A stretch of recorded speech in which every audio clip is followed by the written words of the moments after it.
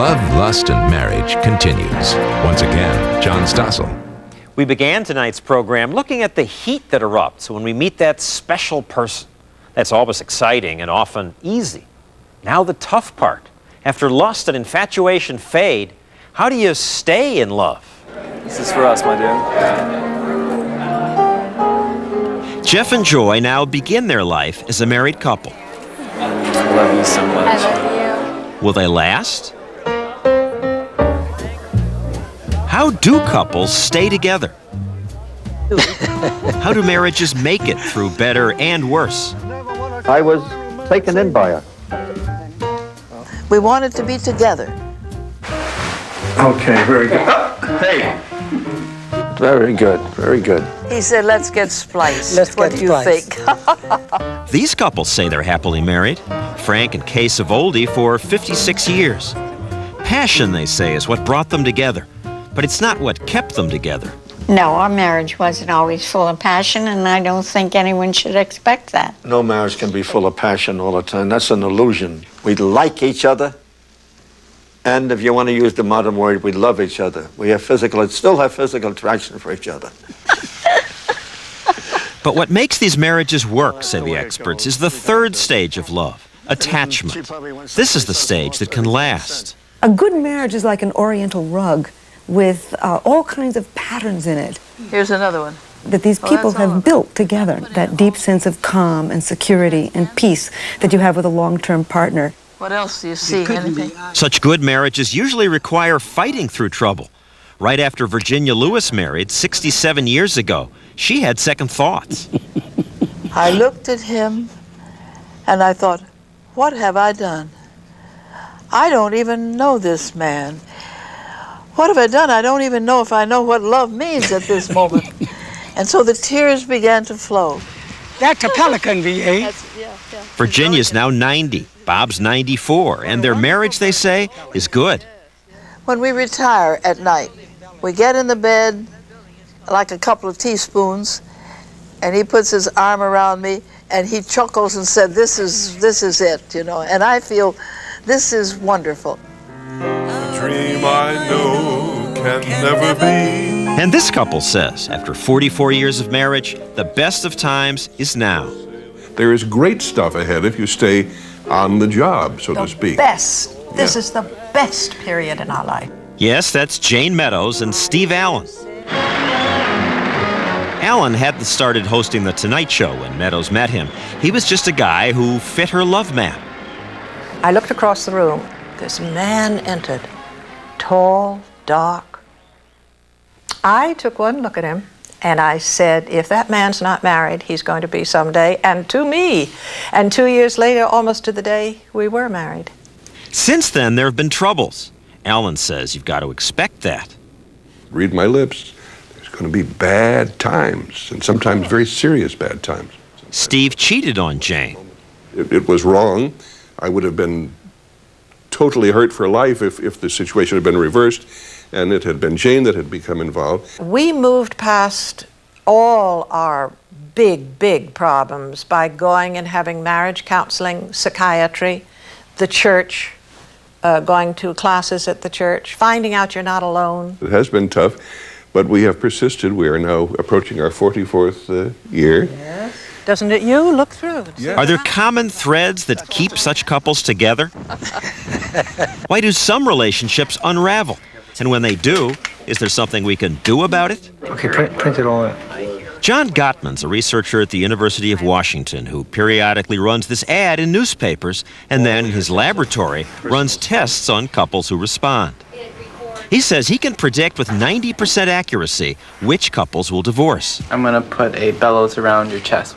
Over 25 years, his research team has observed thousands of couples, first hitching them up to electrodes, You'd be amazed I do comprehend it. then monitoring them as they talk or argue. I want to know how your work went and stuff.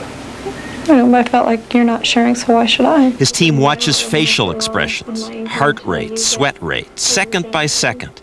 They categorize every moment of affection, anger, defensiveness. It's like an X-ray of the relationship. Gottman says 4 kinds of behavior are predictors of divorce. He calls them the 4 horsemen of the apocalypse. The first one is criticism, then defensiveness. The third is contempt. The fourth, withdrawal. You see that page? 4 years ago, for 2020, we taped this couple as they went through the program. Doug and Teresa Deitman were asked to discuss a family conflict. I had no idea Dad was even coming to town or that we were even going to a Mariners game or anything because you didn't tell me. Now, he has a very crucial decision to make here. How is he going to respond to her complaint? She didn't insult him. She didn't call him any names. She didn't say he was irresponsible, that he was a bad person. Let's see how he responds. No, that's not true, because I told you on Tuesday that we were going to the Mariners game on Monday, but that wasn't important enough for you to remember, apparently. No, you... He's defensive. He defends himself, denies responsibility for whatever happened, and then he is sarcastic. That's pretty brilliant to ask me when I'm in bed how to sleep. He's contemptuous of her. He puts her down. Contempt is a very corrosive thing in a marriage.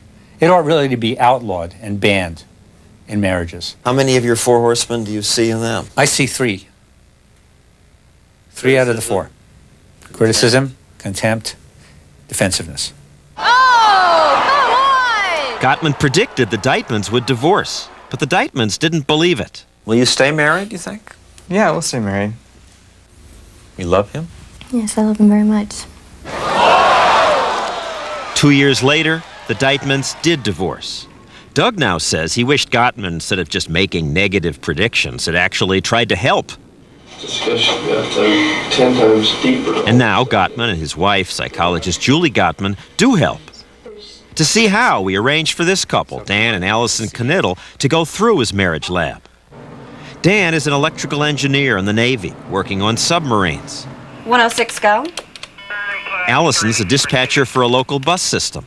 They married 2 years ago, and they answered the ad even though they didn't think their marriage was in trouble. The Knittles struck us as a very close couple. They're all over each other much of the time. Of course, they have conflicts. In the lab, Dan suggests they save money by selling their house and moving into a trailer. And then wherever our jobs take us, at least we got our home. You know, we can go there. You know, even if we have to sit in a trailer park for, months until we can find some place to live. My biggest fear is that once we get into that lifestyle, we won't get out of it. On the surface here, there doesn't seem to be much wrong. But as the researchers watch, they see that Dan and Allison's heart and sweat rates stay low. That suggests the fourth horseman, emotional withdrawal. So what do we do? She looks as if she has checked out. That's right. You're picking that up. She's sitting back. She's not even really paying full attention to him. She's not there emotionally. If you take a look at what's going on underneath, they're really saying, I'm out of this marriage. The researchers get more clues about this seemingly blissful marriage from the marriage questionnaire, on which Allison said she thinks about divorce often, sometimes wishes she'd never married. Dan, however, says he's perfectly happy. It's like you are out to lunch in the marriage here. She has all these things she's unhappy about, and you say, marriage is bliss. Where are you? I do a very good job of trying to cover my emotions. A score of 4 on this divorce potential scale suggests that it's very likely that this couple will get divorced eventually, and she scores 8. Gottman now does what he calls the intervention. Can I help here? Because I really think... He asks Allison to explain why she hates the idea of living in a trailer. Basically, what I'm saying to her is, don't disengage. Tell him what this means to you. That's what the intervention is. What are the dreams behind the conflict? This time, Allison gets to the essence of it. I lived in the projects. I don't want to go back to that. I've been poor. I don't want to go back to that.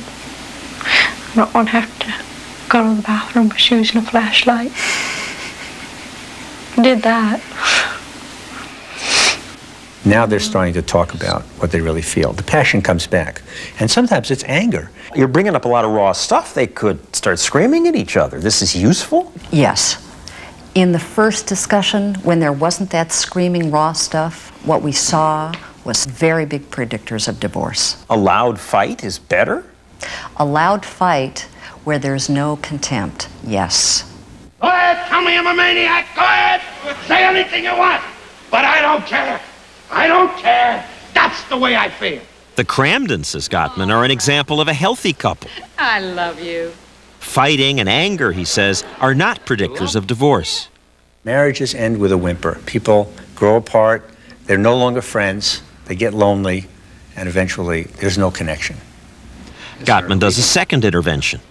He tells them what he saw and suggests counseling. What I was worried about a little bit listening to you was that maybe it was too late. You know, that in a lot of ways you've left. Parts of you have gone already. And you're going to have to work hard to really have the courage to come back and try. I talked to them 2 weeks later. They say things are much better. Did Gottman's intervention have something to do with changing the way you feel about the conflict?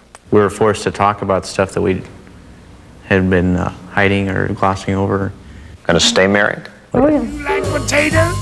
And you like potato? You like... Gottman tries to get couples to understand that many marital problems cannot be fixed. You just need to learn to live with them. I didn't get that. Right. Okay. That's because you never listen.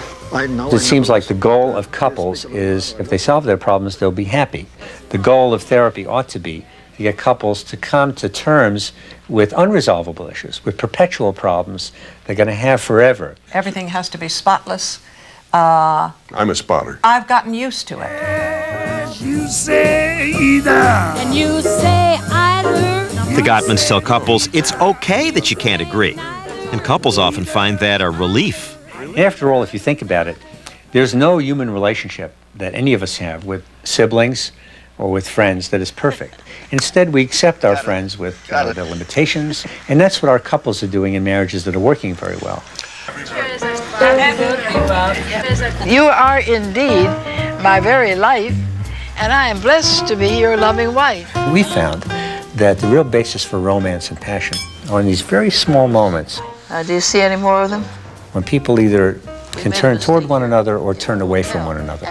They're reading the Sunday paper together. Yeah, so we got that one finished. And we find in marriages where romance continues, people are connecting in this everyday small way. Just be nice to each other. Right? People say, is this all there is to it? This is easy, I can do this. And we're looking for these secrets that really are very easy. It's just that people need to do them often, every day. I think you do love me. I think so too.